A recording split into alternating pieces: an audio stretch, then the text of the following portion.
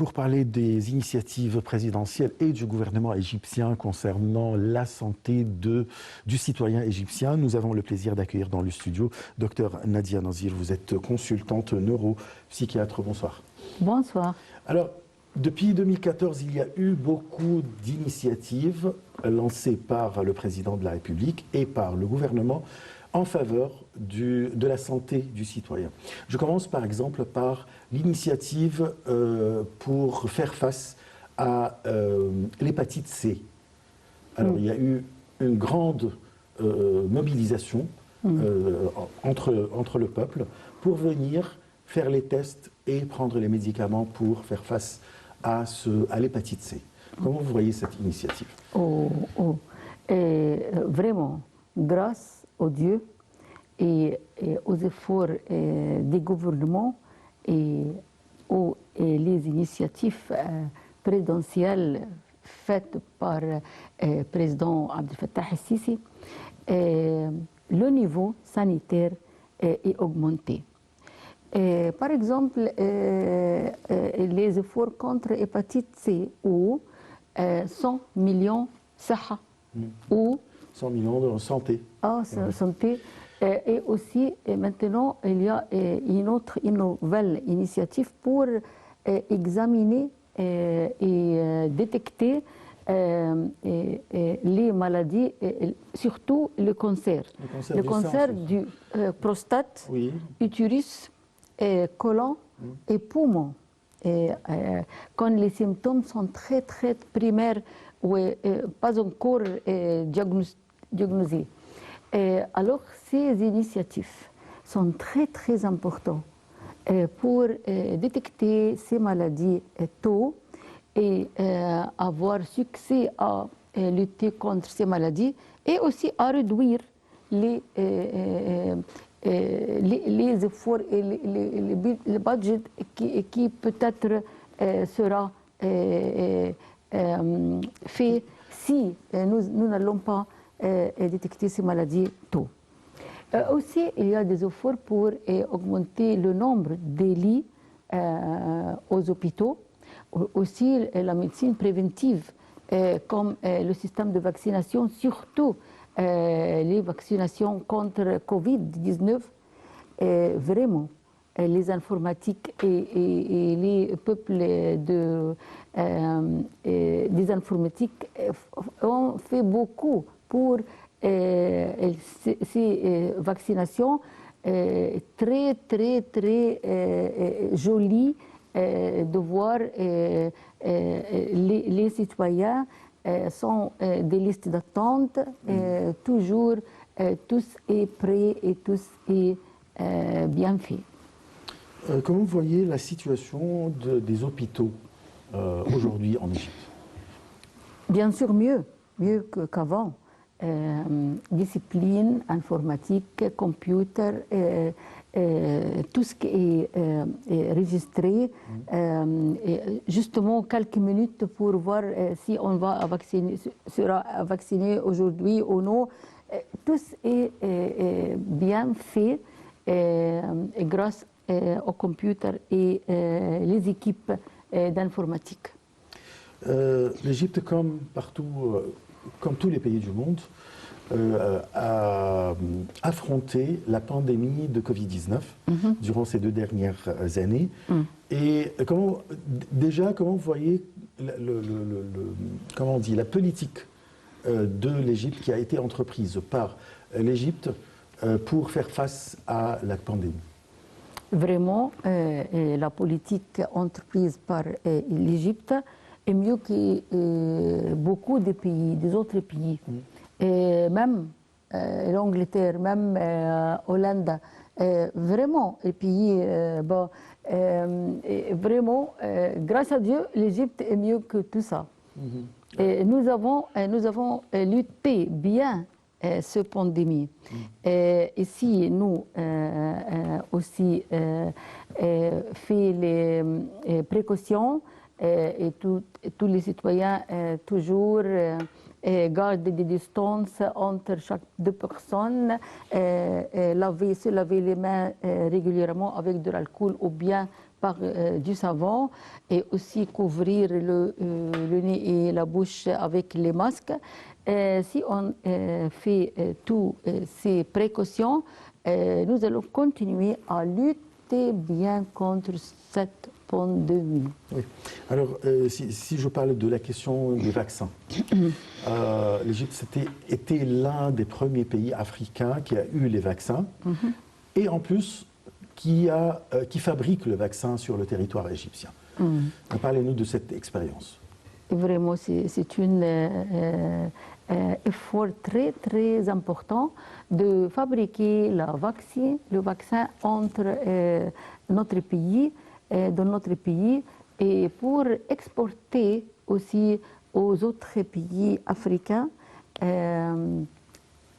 parce que maintenant, nous surveillons les régions d'Afrique avec c'est un effort très important parce que l'Afrique a besoin et les pays africains ont besoin de notre surveillance et effort.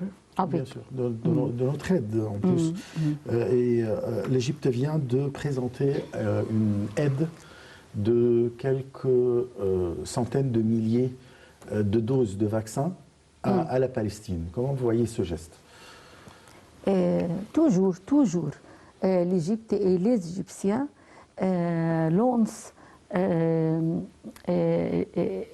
que les voisins ont besoin. Toujours lance la main et les bras aux les autres qui ont besoin de notre aide. Si je parle de la Covid-19, vous êtes consultante neuropsychiatre. Alors, comment vous voyez, est-ce que le malade de la Covid-19 ou bien du Covid-19 peut avoir des problèmes psychologiques? Bien sûr. Comme anxiété, comme panique, comme dépression. Et ces trois maladies suivent le Covid-19. Bien sûr, le malade doit aller chez le psychiatre pour évaluer le cas. Et peut-être il a besoin de traitement psychologique seulement ou avec quelques pharmacologies comme des médicaments, comme des pilules ou comprimés ou quelquefois ampoules par exemple. Mais ça existe et nous voyons ces cas dans nos cliniques. Il y a beaucoup de maladies psychiatriques qui suivent Covid-19. Normalement, c'est facile à traiter ou bien ça prend du temps? Si il voit un psychiatre tôt, c'est bien sûr sera guéri très tôt. Est-ce que dans comment on dit, l'agenda du gouvernement, est-ce qu'il y a un grand intérêt pour ce domaine, la psychiatrie? Bien sûr, même l'assurance sanitaire couvre cette branche très bien. J'ai travaillé le système de l'assurance nationale médicale et toujours il y a des psychiatres qui sont prêts pour évaluer et traiter les malades très bien en respectant tous les citoyens et les résultats sont très bien. Très bien. Il y a une grande campagne lancée par le président de la République qui s'appelle Vie décente, ou en arabe Haya Karima, Vie décente. Alors, la médecine, la santé de la population est une partie de cette campagne. Comment vous voyez, ça va se passer dans les villages égyptiens concernant la santé?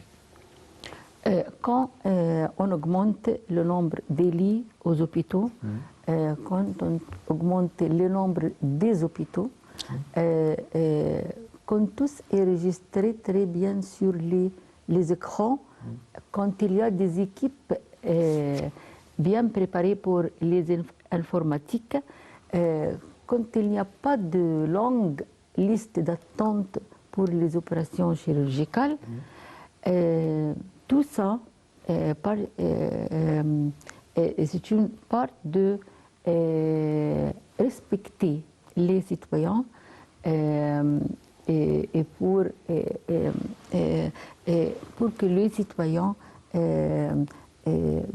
sont respectés très très bien dans ce système.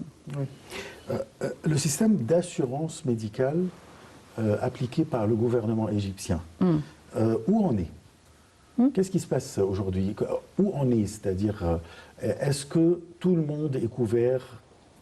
Qui est couvert par Pas encore, mais l'initiative présidentielle de M. Abdel Fattah el-Sisi veut que tout le monde sera couvert par le système d'assurance de santé. Par exemple, il était pour les étudiants, pour les employés dans quelques sociétés ou quelques compagnies ou au gouvernement, mais pas, par exemple, les hommes, pas toutes les femmes. Mais maintenant, le gouvernement fait des efforts pour couvrir tout le monde dans avec cette ombrelle de l'assurance médicale. Il y a une initiative à Port Saïd concernant l'assurance. Saïnaï aussi. Oui. Parlez-nous de cette... Qu'est-ce qu'on fait? Qu'est-ce que le gouvernement fait? Vraiment, les citoyens sont étonnés par cette amélioration des niveaux des efforts du gouvernement. Comment tout le monde peut avoir cette assurance médicale. Tout le monde est rapidement et tous est enregistré sur les écrans.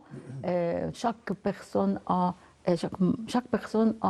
un dossier avec tout ce que s'est passé avec lui depuis naissance, les vaccinations, les maladies, d'enfance, tous est enregistré sur l'écran pour arriver rapidement au diagnostic et traitement. Quand est-ce qu'on peut espérer, en tant qu'Égyptien, peuple égyptien, que tout le monde sera assuré médicalement? C'est un espoir, bien sûr. Oui. Et aussi, il y a beaucoup de milliards de livres égyptiens qui budget très grand pour couvrir tout le monde. Mais aussi, je remercie les efforts font pour ça et aussi chapeau pour les équipes informatiques à côté des équipes médicales parce que les équipes médicales ont besoin de les équipes informatiques pour faire tout ça et enregistrer tout ça et faire les statistiques et vraiment c'est un système très très organisé. Qu'est-ce qui manque aux hôpitaux égyptiens? Il y a des efforts pour couvrir tous.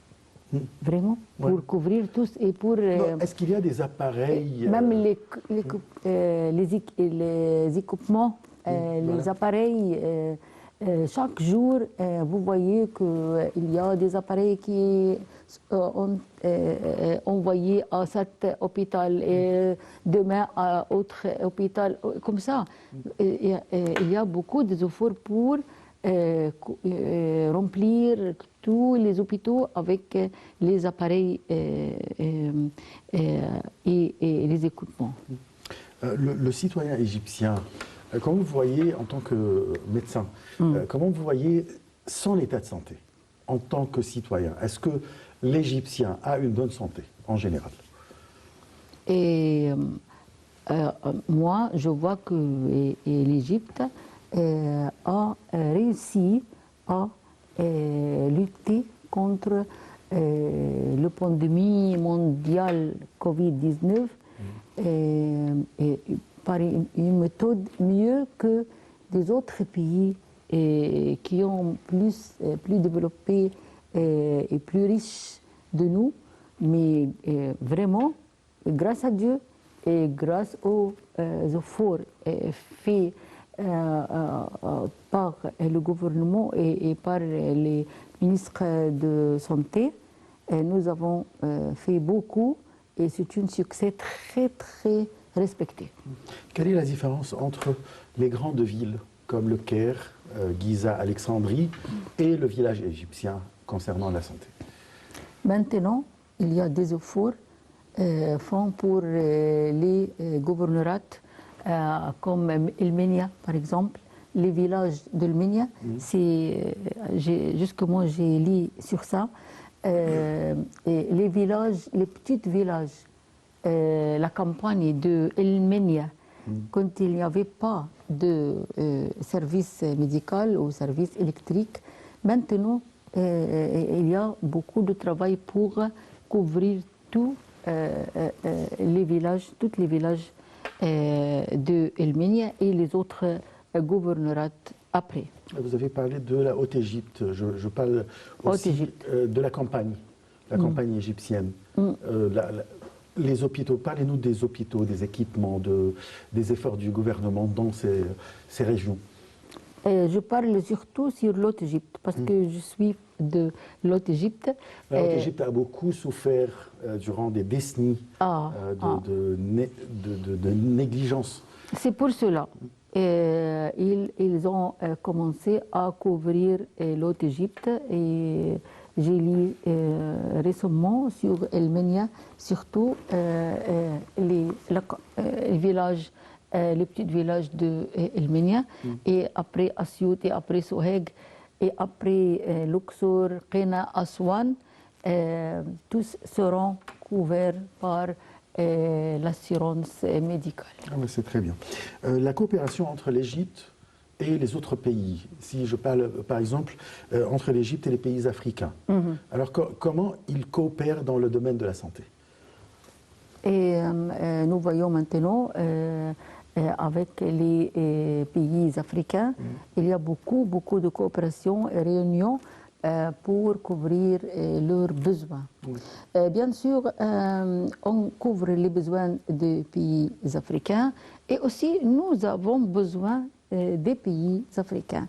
Il y a des besoins mutuels. Des échanges. Alors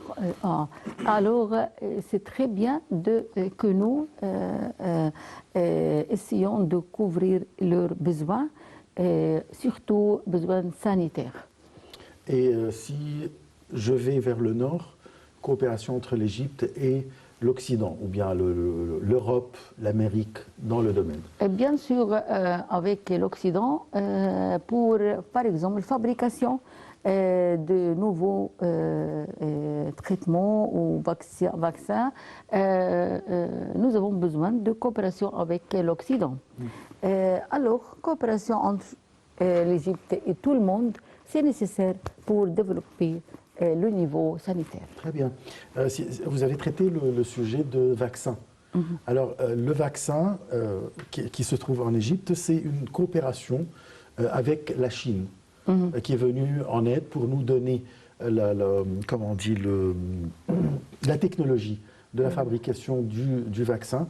Alors, comment vous voyez la coopération sanitaire dans le domaine de la santé entre l'Égypte et un grand pays comme la Chine?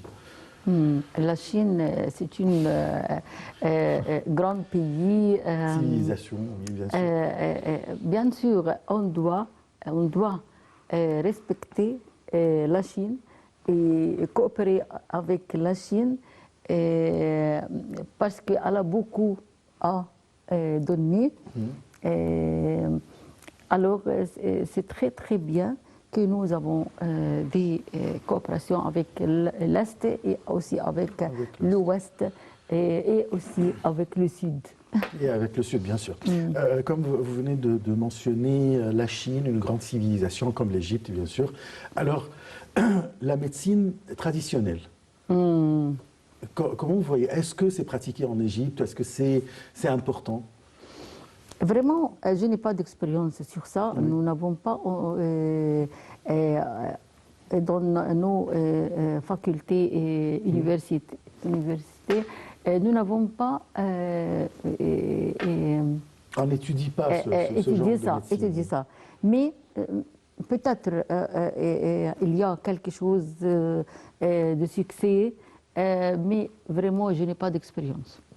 Alors, les médecins égyptiens, il y en a plein partout dans le monde, soit aux États-Unis, en Angleterre, en France, des médecins égyptiens qui travaillent là-bas et qui ont remporté beaucoup de succès. Comme Magdi Yacoub, par exemple. Voilà, comme Magdi Yacoub, c'est comment on dit, le génie du cœur. Voilà. Comment profiter de ces médecins qui ont une grande renommée dans les autres pays très avancés? Comment on profite de ces médecins pour améliorer le niveau du système sanitaire ici en Égypte? C'est une bonne idée. On doit faire des réunions pour attraper ces étoiles. J'appelle ces médecins des étoiles. C'est vrai. Ils ont fait beaucoup de succès. Si l'Égypte fait des réunions et attrape ces médecins, je pense qu'ils vont faire beaucoup. Attraper, c'est-à-dire inviter. Parce qu'attraper, ça peut être dans un autre sens. Inviter et respecter et promettre ces médecins. Je pense qu'ils vont faire beaucoup pour l'Égypte. Ils aiment beaucoup l'Égypte. Tout Égyptien adore l'Égypte. Vraiment, adore. Vraiment, c'est un verbe plus juste. Alors, c'est notre rôle d'inviter tous ces médecins, faire des réunions en Égypte avec quelques programmes touristiques, aussi visiter Luxor et Aswan et visiter le Mer Rouge et visiter le Caire ancien. Et comme ça, Shara al-Mu'izz, et comme ça. Non, mais en même temps, il faut visiter les nouveaux projets. Il faut visiter les nouveaux projets comme El Galel, El Alamein, pour venir voir le développement qui est arrivé en Égypte. Oui, bien sûr, le développement de l'Égypte est vraiment très grande.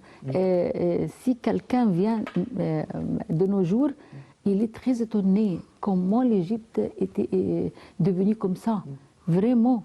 Il y a beaucoup de choses de développement. Il y a surtout sur les routes et les bridges et l'infrastructure. Les infrastructures. L'infrastructure, oui. Tout le monde sont étonnés comment l'Égypte a fait tout ça dans une période petite. Oui, je connais des Égyptiens qui vivent à l'étranger, qui sont venus récemment. Et vraiment, ils sont éblouis, ils ne connaissent même pas le pays. Bon, si je passe à... Quelqu'un regrette d'aller là-bas, d'aller abroad. Quelqu'un regrette. L'Égypte, maintenant, est très jolie. Oui, c'est vrai. Bon, si je passe au domaine de la pharmacie, comment vous trouvez ce domaine? Est-ce qu'on est sur le bon chemin concernant la pharmacie, la fabrication des médicaments? Est-ce que tous les médicaments sont là en Égypte? Pas encore, pas tous les médicaments, mais nous avons fait beaucoup dans cette branche. Mais si on fait de plus en fort pour fabriquer tous les médicaments, ça sera très bien et ça va réduire les devises que nous Bien sûr. déployons pour importer les médecins et les vaccins de les autres pays. Ah, les médicaments, Oui, les médicaments et bien les sûr. traitements, oui, voilà. Une dernière question, c'est concernant votre vision concernant l'avenir du secteur de la santé en Égypte. Inch'Allah, ça sera plus et plus aux directions de couvrir tous les besoins médicaux des citoyens. J'espère que le gouvernement continue à faire ses efforts pour réussir et arriver à faire cet espoir. Oui, et surtout que la santé du citoyen est la chose la plus importante. Bien sûr, bien sûr. Nous espérons tous arriver à ça. Je vous remercie beaucoup, docteur Nadia Nazir. Je rappelle que vous êtes consultante neuropsychiatre. Je vous remercie pour toutes ces explications et ces analyses concernant la santé du citoyen égyptien et les initiatives soit du gouvernement, soit du président de la République concernant la santé du citoyen. Je vous remercie beaucoup. Merci. Chers téléspectateurs, je vous remercie de votre fidélité. On se retrouve demain à la même heure avec une nouvelle édition de Direct. Au revoir.